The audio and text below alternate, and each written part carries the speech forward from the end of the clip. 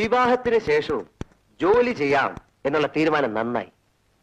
ഈ ഭർത്താക്കന്മാരെ സഹായിക്കുന്ന ഭാര്യമാരെയാണല്ലോ നമുക്ക് ആവശ്യം. പക്ഷേ ഈ ആണുങ്ങളെ വിശ്വസിക്കാനേ കൊള്ളത്തില്ല. 500 ആയിരിക്കും വരുമാനം, പക്ഷെ പറയുന്നതോ 5000. ഒടുവിൽ കുടുങ്ങുന്നതോ പെണ്ണുങ്ങൾ. അല്ല, ഞാനും ഇങ്ങനെയൊക്കെ തന്നെയാണ് പെണ്ണ് കെട്ടിയത്. പക്ഷെ ഞാൻ രക്ഷപ്പെട്ടു. അവളുടെ സാമർഥ്യം, എന്റെ ഭാര്യയുടെ ഉന്നത തലങ്ങളിലുള്ള അവളുടെ പിടിപാട്, യോ നമുക്കൊക്കെ ചിന്തിക്കാൻ പറ്റുമോ? മാനേജിംഗ് ഡയറക്ടർ മുതൽ ചെയർമാൻ വരെ. ദേ എന്റെ ബോളി പറഞ്ഞാലേ ready money.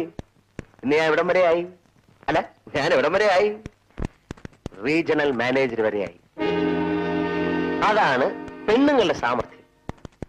U are educated, sincere, smart.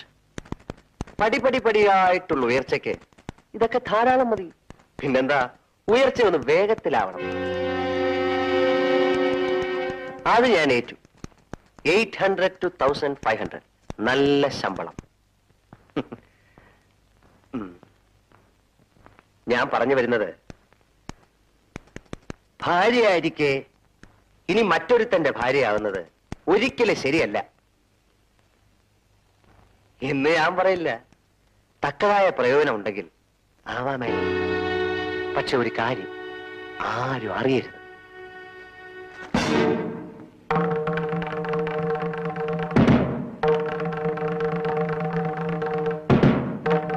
ആരും അറിയില്ല. ഇനി വാച്ച്മാനെ വരെ ഞാൻ പറഞ്ഞു വിട്ടിരിക്കുക ചാപ്പാടെടുക്കാൻ. രാത്രി ഒരുമിച്ചാ ഭക്ഷണം. എനിക്കിതാ ഇഷ്ടപ്പെടാത്തത്. ഈ തട്ട് എന്നെ നശിപ്പിക്കരുത്. ഞാൻ ഒരാളുടെ ഭാര്യയാണ്. എല്ലാ സ്ത്രീകളും ഇത് തന്നെ പറയും. ഒന്ന് ഈ ഭാര്യ, അല്ലെങ്കിൽ എതിർക്കാനാണ് ഭാവമെങ്കിൽ ഈ പെണ്ണെ അനിക്കൊച്ചേ നഷ്ടപ്പെടാൻ പോകുന്ന നിനക്കായിരിക്കും. സഹകരിച്ചു കഴിഞ്ഞാൽ ലാഭവും.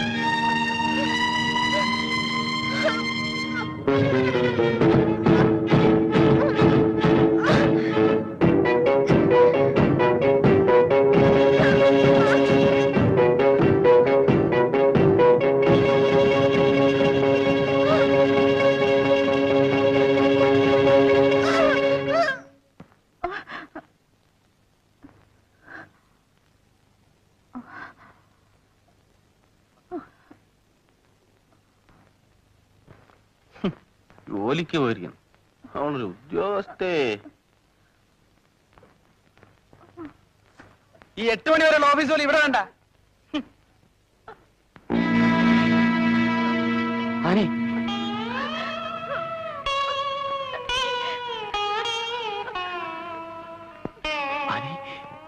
എന്തു പറ്റി?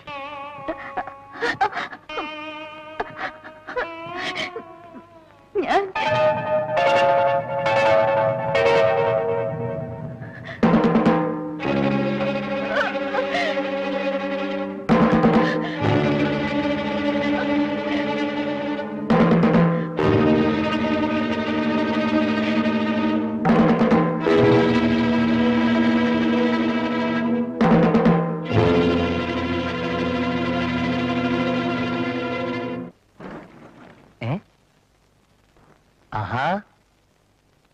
നല്ല വാർത്തയാ. വാ വാ.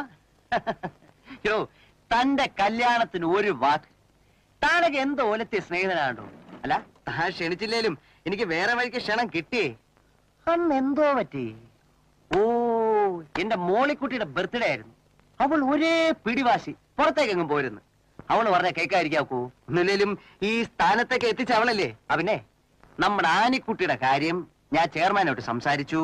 പ്രൊമോഷന്റെ കൂടെ 400 ഇൻക്രിമെന്റ് കൂടി. എന്താ മോശ? അപ്പോ പ്രമോഷനായി. എടോ, ട്യൂബർ ആൻഡ് ട്യൂബറിന്റെ ബെസ്റ്റ് സെല്ലിംഗ് സ്റ്റേറ്റിന്റെ റീജിയണൽ മാനേജർ ST ഡാനിയൽ പറഞ്ഞാൽ ഹെഡ് ഓഫീസ് കേൾക്കായിരിക്കൂ. കേട്ടു, പ്രൊമോഷനായി, സാലറിയും കൂട്ടി. പിന്നെ എന്തൊക്കെയുണ്ട് വിശേഷങ്ങൾ? എന്താ ജോണി കാണിക്കുന്നത്? കണ്ണാടി പോയാൽ ഞാൻ ആകെ അപ്സെറ്റ് ആയിട്ടോ.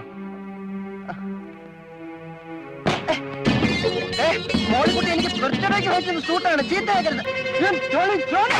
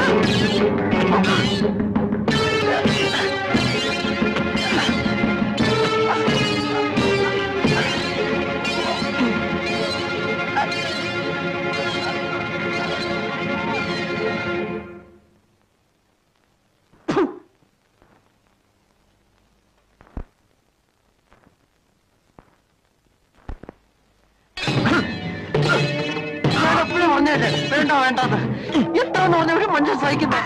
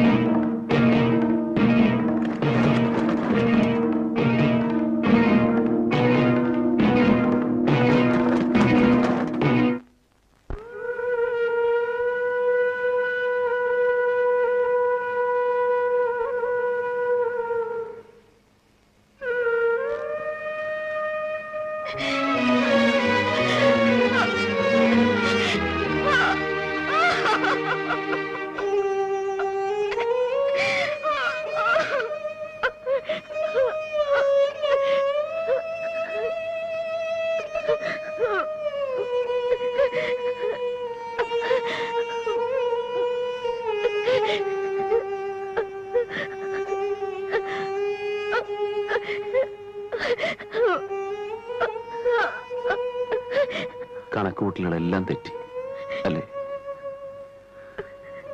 കൊല്ലണമെന്ന് കരുതിയതല്ല, ചെയ്യേണ്ടി വന്നു.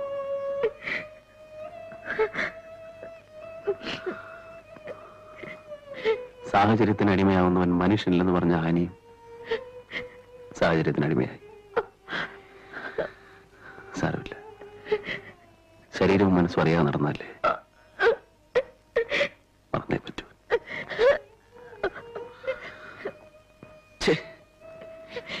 ജീവിക്കാൻ അനുവദിക്കാത്ത ദൈവങ്ങൾ.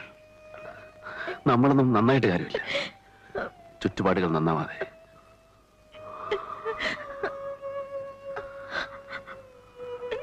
ആനി നിർത്തിവെച്ച എന്റെ ജീവിത രീതികൾ വീണ്ടും തുടങ്ങിയേ പറ്റൂ. ആ വഴികളിൽ ഇനി ആനയും കൂട്ടായിരിക്കണം.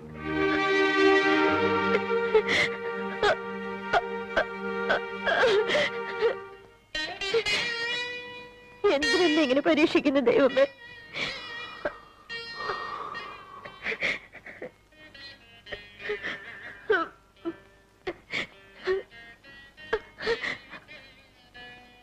സമാധാനമായിട്ട് വല്ലതും കഴിച്ചു കിടന്ന് ഉറങ്ങാൻ നോക്ക്. നാളെ ഓഫീസിൽ പോകണ്ടേ? ആർക്കും സംശയത്തിനിട കൊടുക്കരുത്.